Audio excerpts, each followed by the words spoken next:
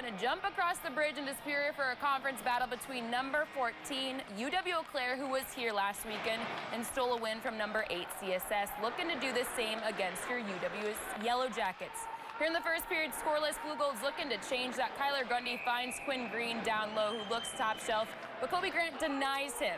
Same period, Jackets pressuring the puck, causing a whole lot of chaos and really crashing the net as Jordan Guinea puts a new definition on that. Second period now, Eau Claire would score 10 seconds in. Jackets searching for the equalizer on the power play. Gavin Rasmussen takes the rip, but Max Kuchar isn't letting it happen.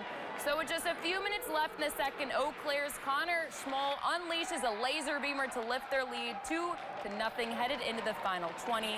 While the Jackets hold them 2-2 on the night, they're unable to generate any more scoring and fall to Eau Claire 2-0. So hey,